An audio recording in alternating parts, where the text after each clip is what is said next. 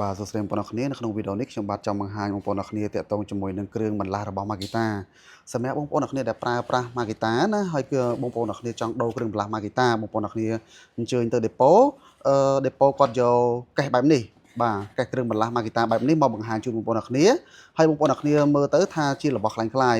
បាទហើយនេះគឺមិនមែនជារបស់ខ្លាំងខ្លាយទេ Makita គឺធ្វើកេសបែបនេះគឺដោយសារការប្រើប្រាស់ជាក់ស្ដែងគឺយើងមិនបានប្រើកេសទេគឺយើងដូរជាមួយនឹងគ្រឿងបន្លាស់តែផ្ទាល់អញ្ចឹងណាអញ្ចឹងតកតងជាមួយនឹងកេសមួយនេះគឺជាកេសសុទ្ធ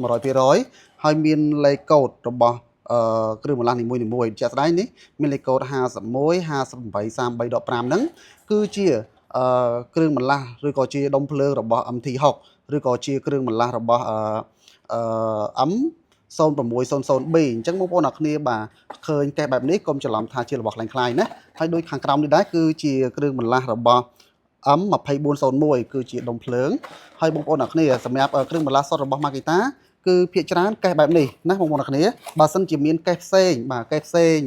ទ្រង់ទ្រាយផ្សេងមាន color ផ្សេងមកដូរជូនបងប្អូនអរគ្នានោះមិនមែនជាគ្រឿងបន្លាស់សុទ្ធទេអញ្ចឹងបងប្អូនអរគ្នាកុំច្រឡំណាតើតោងជាមួយនឹងគ្រឿងបន្លាស់សុទ្ធរបស់ Makita ខ្ញុំចង់បង្ហាញបែបនេះកុំឲ្យបងប្អូនអរគ្នាប្រើប្រាស់ Makita សុទ្ធ 100% ទៅដូរគ្រឿងបន្លាស់ខ្លាំងៗបាទជាក់ស្ដែងធ្វើឲ្យមានបញ្ហាដល់ motor នៅថ្ងៃក្រោយដោយសារបងប្អូនអរគ្នាបានប្រើផលិតផល Makita អញ្ចឹងបងប្អូនអរគ្នាត្រូវដូរគ្រឿងបន្លាស់សុទ្ធ 100% ហើយជាក់ស្ដែងបាទបើសិនជាបងប្អូនអរគ្នាមានកាតាឡុករបស់ Makita ទៀតណាគឺបែបនេះមានទាំងគ្រឿងបន្លាស់ដុំភ្លើងខ្នើយ